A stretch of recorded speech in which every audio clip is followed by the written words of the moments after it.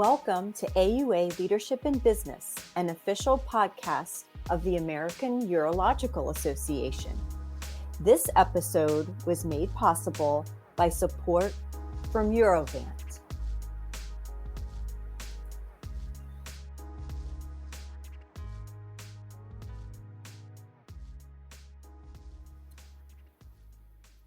Good evening. My name is Jay Raman, and I'm professor of urology at Penn State Health and chair of the AUA's Office of Education. It's my pleasure to host another podcast episode in our series titled Advancing Women in Urology. Today's specific podcast is on the topic of sponsorship, and it's really my pleasure to host two thought leaders in this space, Dr. Peggy Pearle and Dr. Simone Thavaseelan. Dr. Pearle is professor of urology and internal medicine and vice chair of academic affairs in urology at the UT Southwestern Medical Center, and she's also the president of the Endourological Society. Dr. Thavaseelan is associate professor of urology at Brown University. She's a residency program director at Brown, as well as the section chief of the VA. She's a board member of the Society of Women in Urology, a recent board member of the Society of Academic Urology, and vice chair of our recent AUA task force on diversity and inclusion. So first of all, Peggy, Simone, really appreciate you taking some time, as I said, on a Friday afternoon, evening, to do this podcast with me. Really our pleasure to host you. Thanks for having us. Thank you, Jay. Our hopes from this show with regards to objectives is to really have the audience understand what is sponsorship, what the impact of sponsorship is on careers, finding a sponsor, and what makes a good sponsor, and finally, how to disrupt bias and prioritize inclusion. So I guess as we go into this topic, I'll just maybe start off, and Simone, maybe I'll just give you the sort of the first opportunity to sort of weigh in. Talk to us about what is sponsorship, and maybe distinguish it from some of the other terms that we have out there, namely mentorship. What is it, and how is it different? Sure. Sponsorship is the use of one's influence or leadership status to promote another colleague and advance them or connect them or vouch for them and connect them to opportunities, putting their name forward for high stakes assignments to get them noticed or promoted. They protect and prepare and push colleagues all the way to the top. And in some sense, they're spending their political or social capital on that person's behalf, sometimes behind closed doors, in order to advance them and or promote them. And I think we're very familiar with the concept of mentorship being, a relationship that tends to be longitudinal, where you might gather advice on career advancement. And there is some overlap between sponsorship and mentorship. But I think sponsorship is rather different than mentorship, which is to say, while mentorship is really focused on career development, sponsorship is focused on career advancement. And while mentorship focuses on personal professional development, it typically is personally transformative and usually longitudinal in nature and rather critical in early career.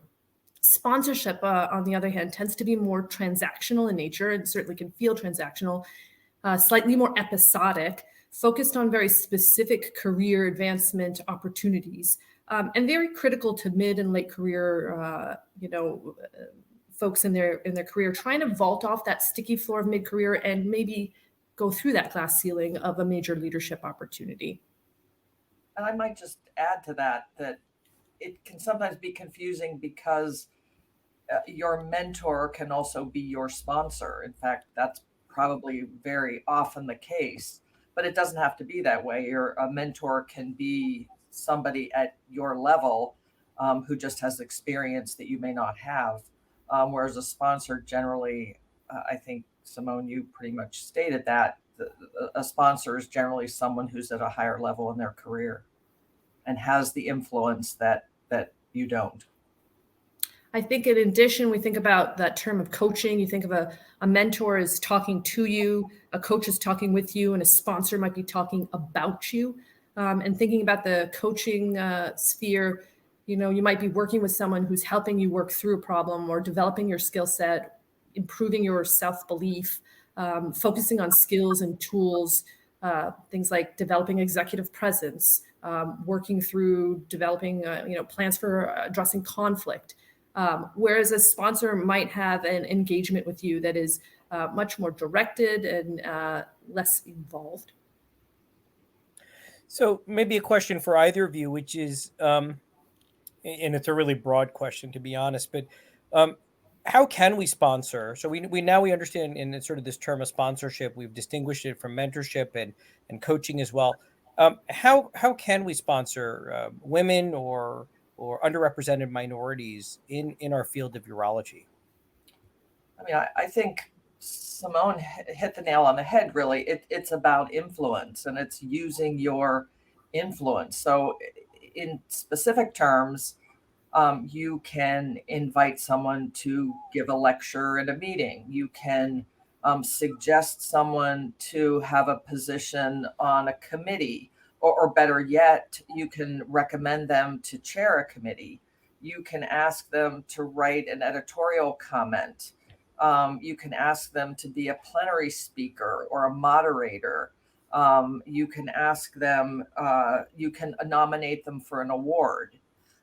Anything that you can do where you may have influence that can advance that person. And it can take the form of anything in academic medicine that gives visibility, really. I completely agree. I think these are the metrics of academic promotion, those opportunities for national reputation. And I think if we're thinking outside of academic medicine and for those who are in practice, these are also opportunities to be involved in management responsibilities or directorships or roles, related to a CEO or CFO in your practice. And so connecting to these opportunities, being primed or trained or even groomed for these opportunities is the action a sponsor can take. And occasionally a sponsor might have a plethora of these types of invitations that they can't fulfill, and therefore actively trying to share with someone else, maybe someone they know well or they don't know well, but they can't perhaps do everything on their plate. There's a key opportunity to have influence and share that opportunity and advance someone else. So I want to sort of use this and maybe talk a little bit now about career advancement, because I think you both highlighted that a critical element of sponsorship does sort of feed into and lead into this whole concept of career advancement. And so I'm going to ask you from two sort of different angles. So I'm going to ask you first, Peggy. Obviously, your accolades are numerous. You're a full professor. You're obviously president of the Urological Society, ABU board member. Maybe talk to us from your perspective as somebody who obviously has, walked an amazing path. Talk to us a little bit about career advancement for you, and maybe how sponsorship played a role. And then Simone, I'm going to flip it over to you, where you're at a slightly different portion of your career, and maybe I'd ask you that same question. So I would say, sponsorship has been everything in my career. I would have to admit I've never been one to sort of actively seek out opportunities. I read some of these articles and I'm, the classic example of, believing in the imposter syndrome and everything else. So I've benefited so much from people who have sponsored me and have put me forward when I might not have considered myself ready or worthy of those kind of positions. So at every step of my career, whether it was Ralph Klayman, inviting me to be a faculty member on a course shortly after I finished my fellowship, whether it was John McConnell, inviting me as a guest to GU Surgeons, whether it was Klaus Rohrburn putting me up for membership in GU Surgeons, whether it was Joe Segura, who invited me to be faculty on an AUA urolithiasis course with the big boys in stone disease very early in my career. those were opportunities that literally mapped my career development pathway, that I would never have done on my own. I would never have been bold enough to do it on my own or to seek it out. Those people that I mentioned literally opened those doors and invited me in, and it was transformative for me. It made my career. So Simone, now I'm going to turn it over to you. So you're mid-career, obviously program director of Brown. You have leadership roles within the Brown system. Obviously, you have leadership roles within urology, whether it be through SWU, the SAU, obviously the DE&I task force. Maybe talk to us a little bit about your experience and how it's maybe similar or dissimilar from what Peggy's described. Yeah, I completely agree that I can look at the arc of my career and think about, those people who tapped me on the shoulder and said, "Hey, I think you should think about doing this or consider yourself in this role," in a way that I had never yet thought of myself being capable or ready for the role. They gave a little bit of confidence, and then also open doors. So, for me, for example, my mentor locally is Anthony Caldamone. He was a program director before me and pediatric urologist. And he started me down the path of being involved in surgical education. And then as things grew and I wanted to have a greater role in the Society of Academic Urology, he connected me to Byron Joyner, who then gave me my first opportunity to participate in a talk and a panel at the SAU.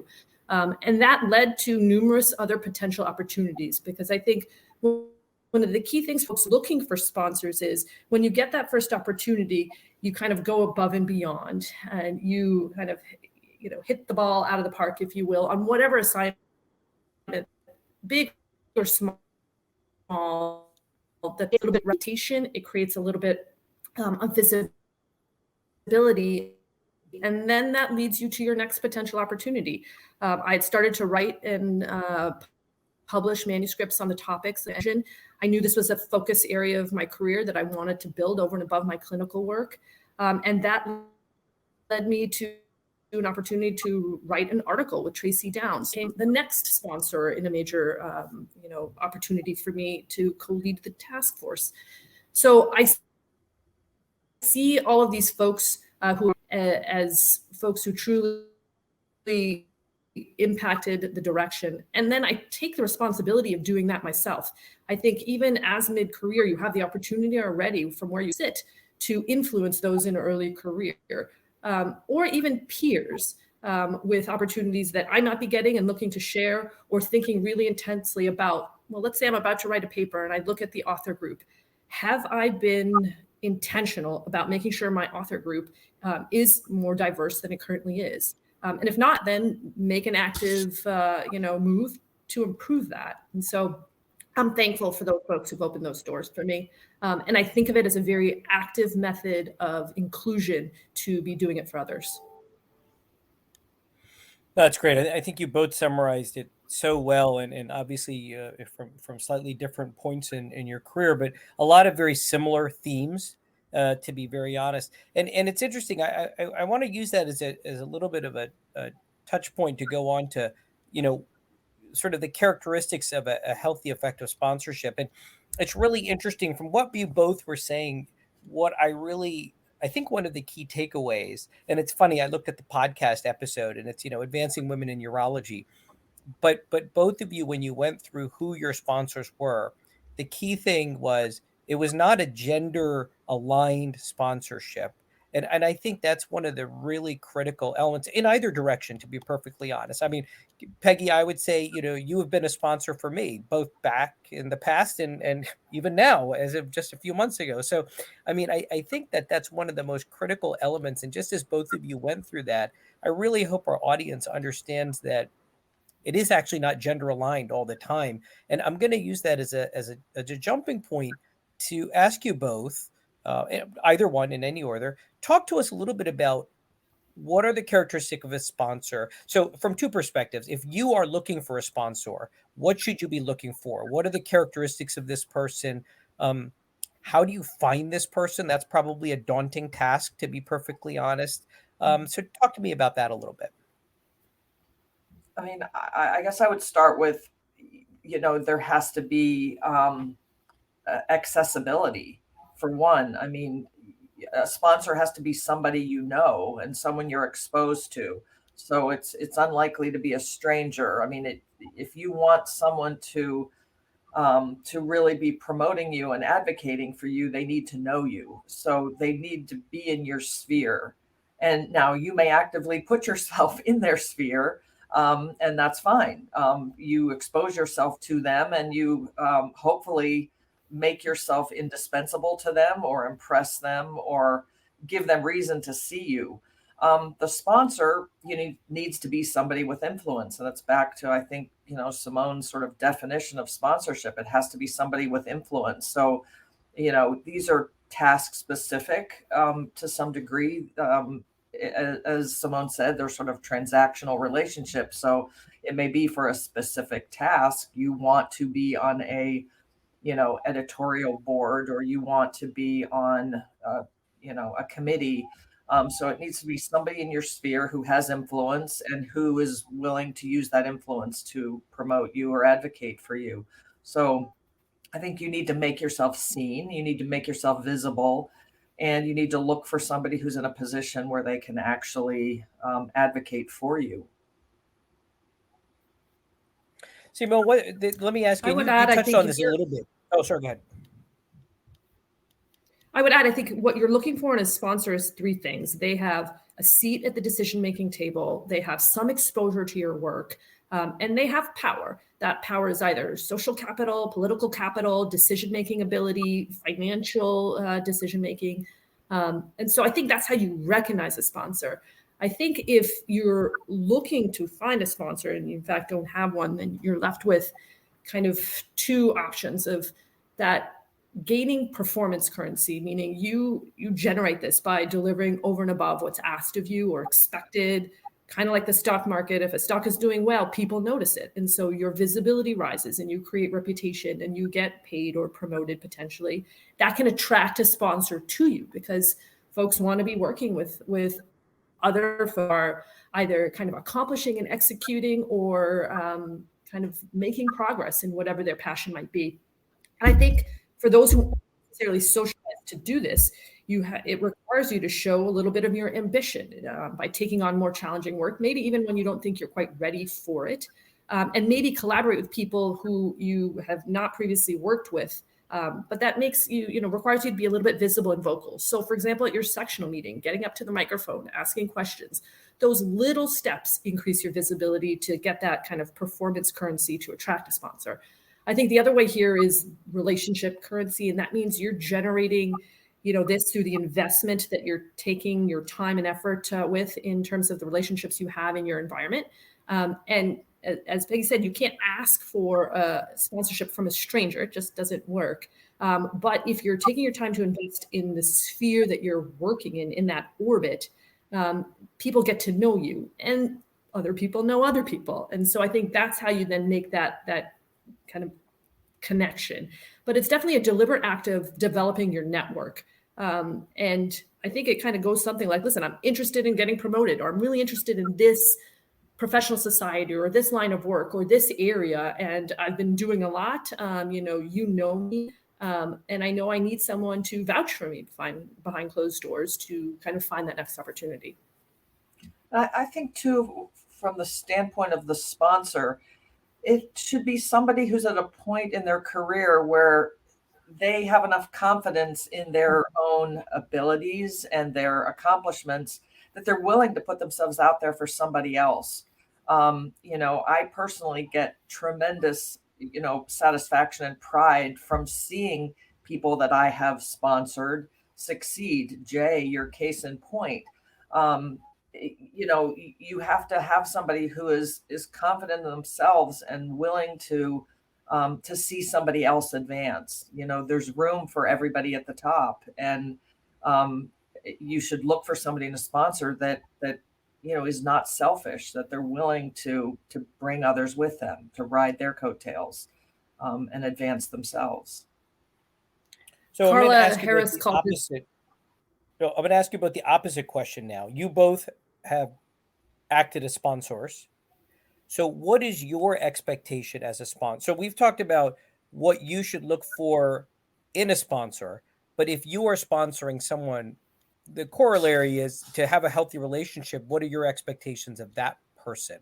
And then Simone, sorry, I didn't mean to cut you off. Yeah, no, not at all. I think to follow up on Peggy's thought there, I think Carla Harris, who's an executive in business, says that the best way to grow your power is to give it away. And I think this idea that you could shape someone else's career or have a protege is meaningful for people as they reach that more later career phase. But there's a transition point there where there's some kind of tension of still wanting to hold on to opportunity, but and or letting go. And I think the more secure you feel in your sense of accomplishment, or the more priority you are placing on developing the next generation, the easier this task of sponsorship becomes.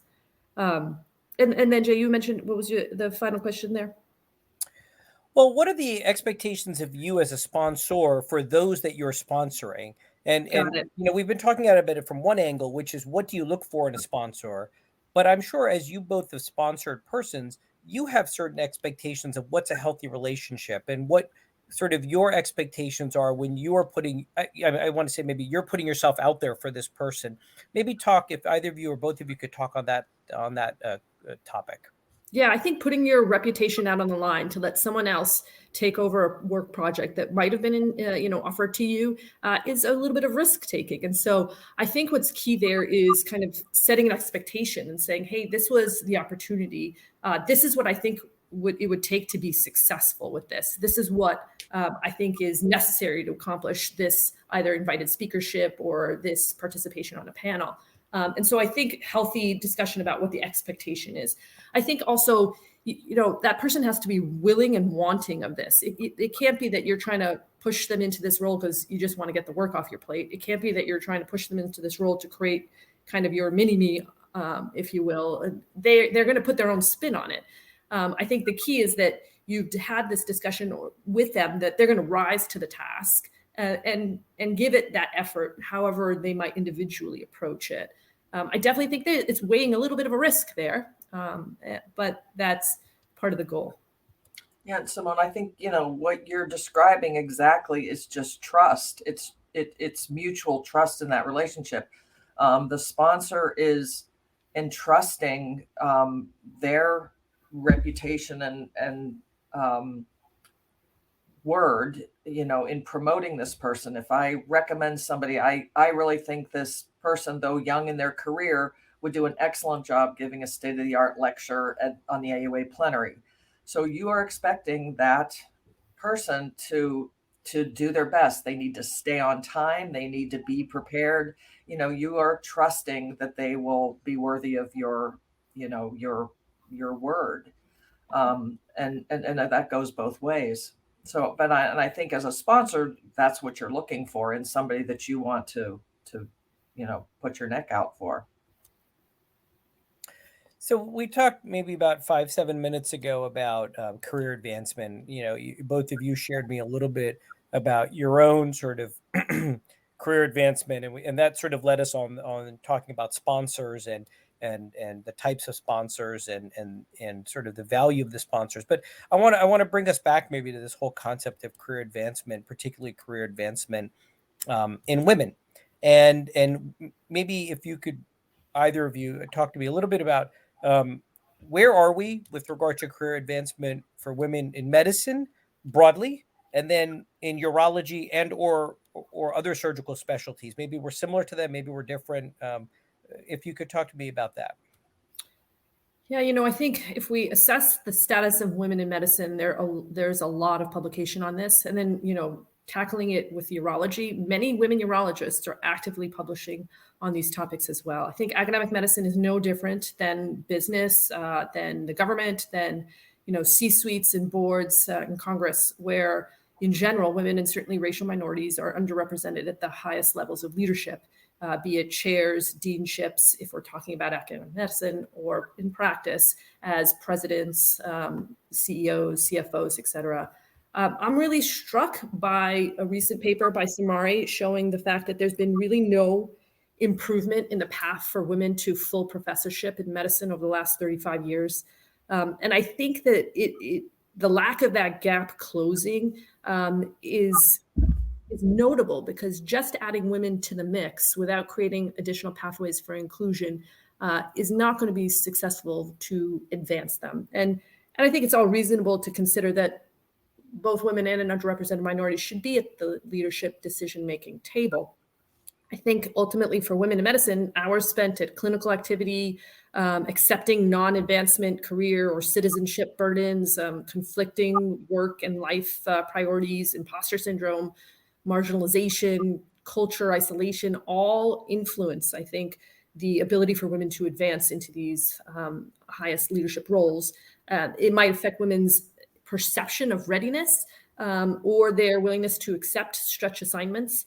And I think, for women in urology, this is also pretty well documented in the literature. From early on, just medical students choosing a surgical subspecialty or urology, women tend to be socialized away from surgery. And this ultimately limits the impact of women in urology and certainly in medicine. I think the career challenges women face across the spectrum for urology, once, during practice, many are pigeonholed into certain practice patterns. They face limited opportunities for speakerships or for more visible assignments. Their path to promotion is slower. They're less likely to be recognized with major awards or recognition for their work. And another obvious one is the gender pay gap, where roughly 80 cents on the dollar for the value that they bring is probably not quite fair or just. But this is also amid the backdrop of a rising number of women in urology. And so there's a great opportunity here to address some of these disparities, to ensure that the talent of women that's entering into the pipeline is really able to impact the field in the way that really has the potential to do so. That was really well said. So I guess, what I'd like to maybe spend the last 5-10 minutes on is where do we go forward? What are sort of our opportunities? So I think, Simone, you laid out very well, what the issue is. And I think you identified it very well, obviously in medicine, in urology. And you're right, the proportion that are coming into urology is higher. But as you said, if there isn't a conscious effort, it's just more persons, right? I mean, it's just more persons in the pool. It doesn't necessarily mean that it's actually achieving any type of meaningful goal if you look at leadership or opportunities. So what are our opportunities, and where do we go from here? And Peggy, maybe I'll start with you and then go over to Simone. Sure.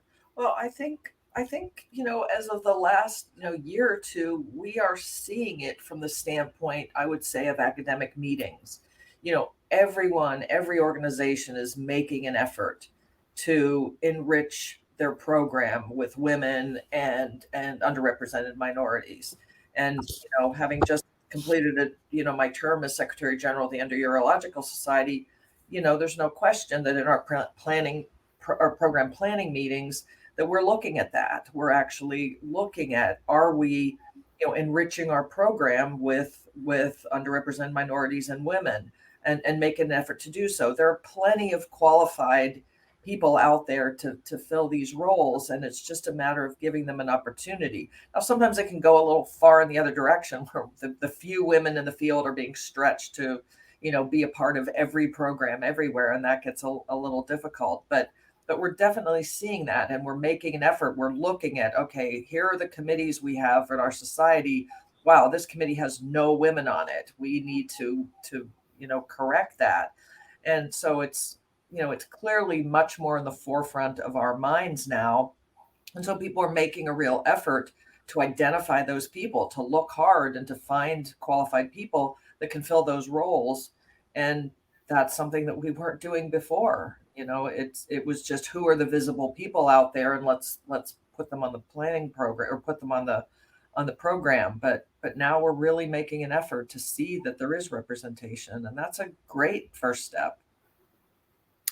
I would add that we're talking about sponsorship mostly as an individual career advancing endeavor here. But when we think of it as a global responsibility for senior leaders or anyone in a leadership role of a professional society or a practice, then it becomes an institutional or structural strategy for advancement. And I think that approach allows us to create pathways of inclusion. I think there's no lack of talent for women or URM in urology, but there is a problem of network selectivity and resource allocation. And so if we're thinking about opening our networks intentionally, that means inviting someone who you might not know well, who maybe doesn't look like you or didn't have the same path to urology as you did, but intentionally and actively inviting them on to your committee or your panel in order to increase those opportunities. I think also the reality is the vast majority of urology leadership is male. And so I think as we reach our audience who is largely male, we have to think about the fact that sex and race concordant mentorship or sponsorship is effective. And I think Dr. Gainey Simmons has just published on this, particularly for URM entering urology, that having a race-specific mentor is very useful. But when we think about discordance that you brought up, Jay, I think it's very powerful to have a race or gender discordant mentor or sponsor because that opens you up to the opportunity for additional kind of organizational clout that you otherwise would not have been associated with or exposed to. And I think that's where there's really a key opportunity for the men in urology to be extraordinarily effective at advancing gender equity and racial equity. And I see the need to, at the level of leadership, really frame this as inclusive leadership, that what excellent leadership looks like is gender or racial equity. And I think that involves sharing and using your privilege and your position to unleash the talent of other folks. And I ultimately think urology is very well positioned to do that. We're a very collaborative group of folks in general. You know, the way we approach surgical problems, and innovation, I think we're very well poised to be very unique in the surgical subspecialties in that setting. It's really well said. So let me ask you both as we sort of come to the end of this 35 minutes or so.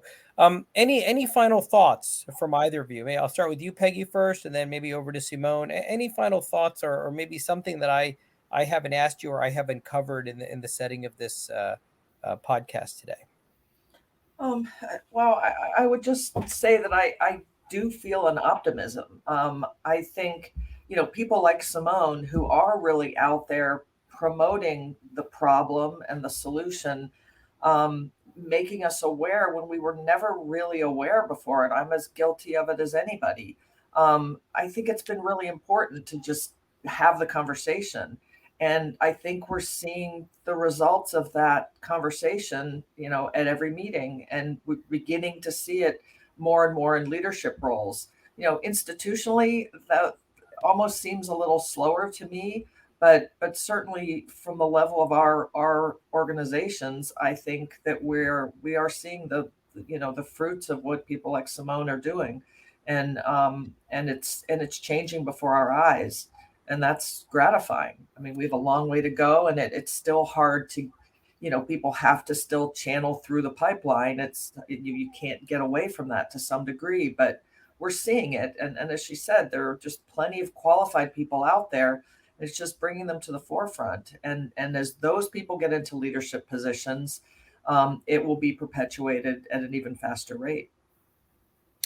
I would add that I think we all are primed to work hard and be industrious and kind of assertive. But I think, as we all know, it's not just what you do, it's also who you know. And capitalizing on the relationships of a potential sponsor is a key important way to advance yourself. And I think sponsorship can unleash the talent of female and male urologists that's building up in the pipeline and unlock those closed doors of advancement where talent is insufficient, but who you know behind closed doors does really matter. And I think this is very critical for urologists who experience the compounding marginalization of intersectionality from the interplay of other identities, apart from gender and race specifically, but sexual orientation, ability, economic status. I think that those additional social identities that influence the trajectory of your career over and above, again, talent and work effort, we have to recognize that's at play. And I think we're called as leaders then to ask ourselves, what can we do to help both at an individual and structural level? We kind of all own the culture, the structures, the policies, the norms that we work within urology. And so I think that we have a very talented group of leadership who's willing to kind of think outside the box. I'm appreciative of the AUA even having this conversation to begin with, to decide to do a topic on sponsorship and specifically for women. Although again, I hope we're reaching male audiences just the same, because I think those of us who are in leadership and those who aspire to be in leadership should recognize that developing the skills of inclusion are going to be critical for advancement.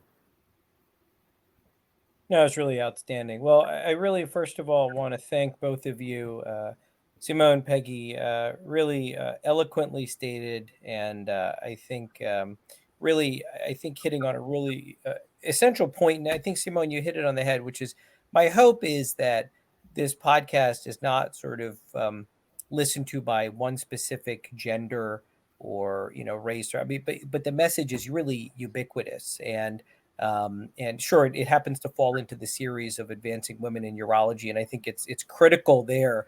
But I think so many of the themes that you talked about, whether we talk about gender, race, ethnicity, it's applicable. And I really want to thank both of you so much for your time this evening and your thoughtfulness.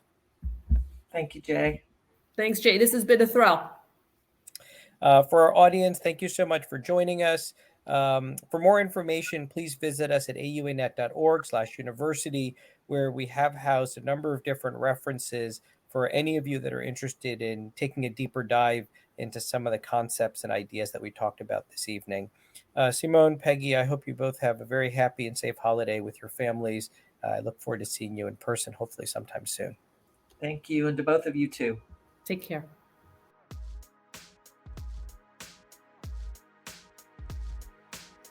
Thank you for listening. If you enjoyed this episode, make AUA Leadership in Business your go-to podcast. Subscribe today by searching AUA Leadership in Business on your favorite podcast app and enhance your leadership and business education needs.